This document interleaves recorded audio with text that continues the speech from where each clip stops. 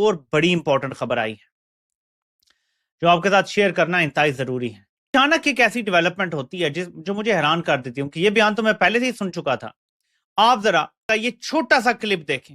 We thank Prime Minister Narendra Modi for congratulating our leader Tariq Rahman.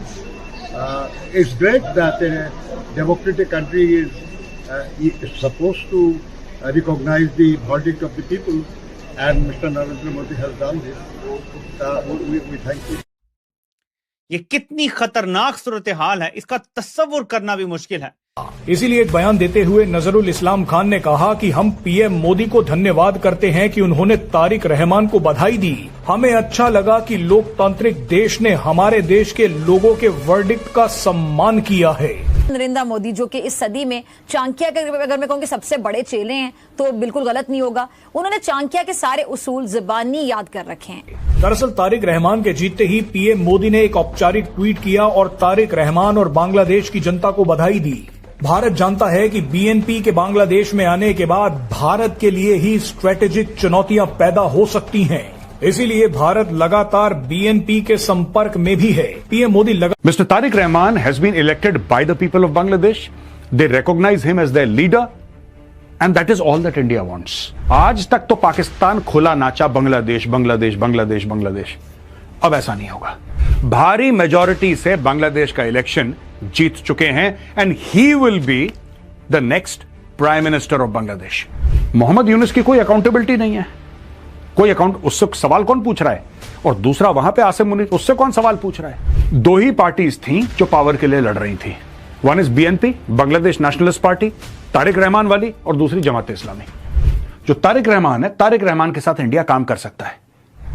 नमस्कार दोस्तों, आप सबका स्वागत है हिंदुस्तान न्यूज पे। आज हम बात करने वाले हैं कि बांग्लादेश के पीएम बनते ही तारिक रहमान ने सबसे पहले कॉल घुमाया पीएम मोदी को, और दोस्तों उन्होंने बोला कि थैंक यू मोदी जी, आपने हमें बधाई दी।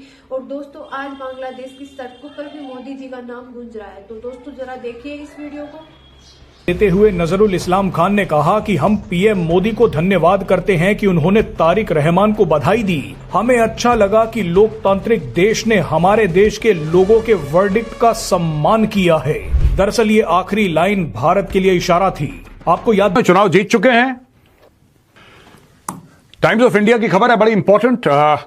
ईसी यानी कि election commission announces major win for BNP led alliance, sweeps 212 out of 297 declared seats, यानी कि एब्सोल्यूट मेजॉरिटी मिलती है बीएनपी को, और तारिक रहमान की पार्टी को मिलती है absolute majority. The Election Commission has released the official results for 297 constituencies in Bangladesh's 13th national parliament election.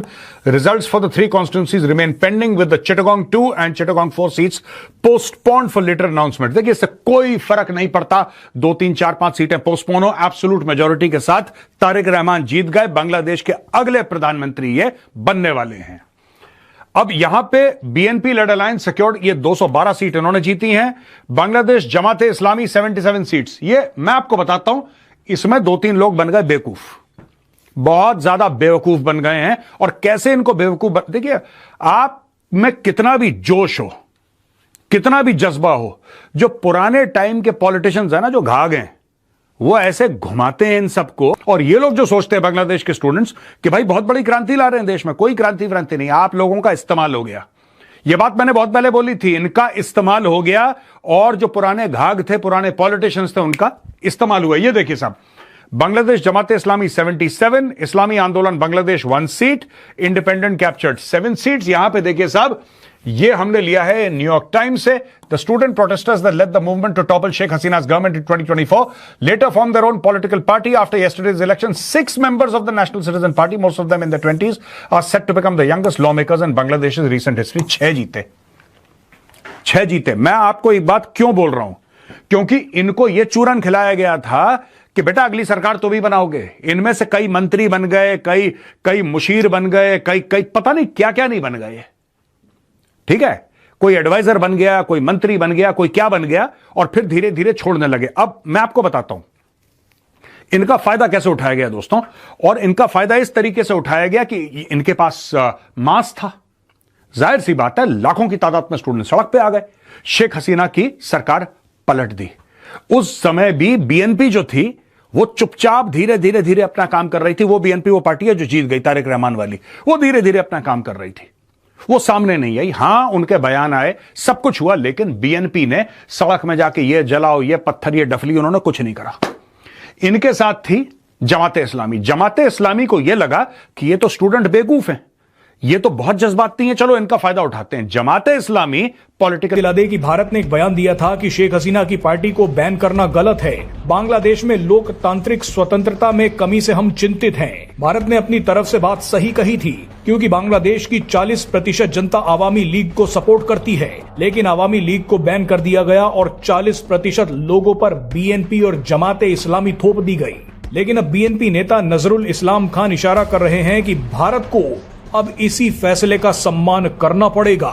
थोड़े दिनों में ये भारत से शेख हसीना को बांग्लादेश के हवाले करने की मांग भी जरूर करेंगे, क्योंकि नजरुल इस्लाम खान ये बयान भी दे चुके हैं कि खालिदा जिया को मरवाने के पीछे शेख हसीना है। लेकिन आपको बता दें कि भारत भी कच्चा खिलाड़ी नहीं है। भारत अपने स्तर पर कोई विवाद पैदा नहीं करेगा, लेकिन भारत जानता है कि उनके पास अभी भी एक ट्रम्प कार्ड है और वो शेख हसीना है। आज भी शेख हसीना के इशारे पर बांग्लादेश की राजनीति की दिशा बदल सकती है और ये बात अच्छी तरह से बांग्लादेश भी जानता है। इसीलिए बांग्लादेश के नेता नजरुल इस्लाम खान भारत को बांग्लादेश के वर्डिक्ट का सम्मान करने के लिए बोल रहे हैं। We thank Prime Minister Narendra Modi for congratulating our leader Tariq Rahman. It's great that a democratic country is supposed to recognize the verdict of the people, and Mr. Narendra Modi has done this.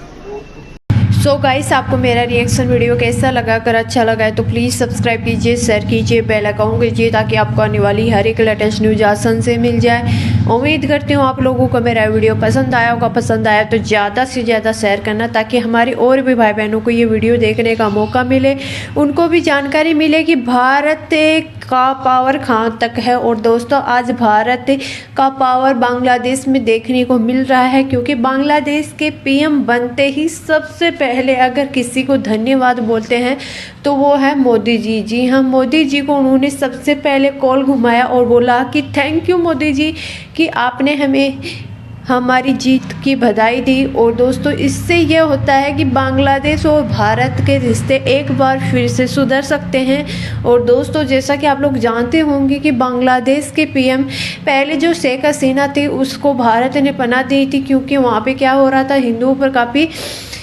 अब दोस्तों, तारिक रहमान की जो ये सरकार बनेगी, इससे ये लगता है कि भारत में अब एक नया सवेरा उगा है, क्योंकि अब भारत का एक पड़ोसी देश जिसमें अब भारत को लेकर कुछ अच्छा ही सोचेंगे। और दोस्तों, इन दोनों के रिश्ते अच्छे हो जाएं। और दोस्तों, साथ में हम बात करेंगे, उम्मीद करेंगे कि अब की सरकार जो बांग्लादेश में आएगी वो हमारे हिंदू भाई बहन पे कोई अत्याचार नहीं करेगी, उनको एक सम्मान का अधिकार दिया जाएगा, नहीं कोई भेदभाव किया जाएगा धर्म को देखकर। और दोस्तों, उम्मीद करते हैं कि हमारे जो भारत और बांग्लादेश के जो रिश्ते थे वो अच्छे हों, क्योंकि अगर हमारे पास साथ बांग्लादेश हो जाएगा तो जो पाकिस्तान उछलता था उसकी अकड़ ठिकाने भी आ जाएगी, क्योंकि बांग्लादेश को भड़काने वाला एक पाकिस्तान ही हो सकता है। तो दोस्तों, आप लोगों की क्या राय है कमेंट बॉक्स में ज़रूर बताना। उम्मीद करती हूँ आप लोगों को मेरा वीडियो पसंद आएगा। पसंद आए तो ज़्यादा से ज़्यादा शेयर करना। मिलते हैं नेक्स्ट वीडियो।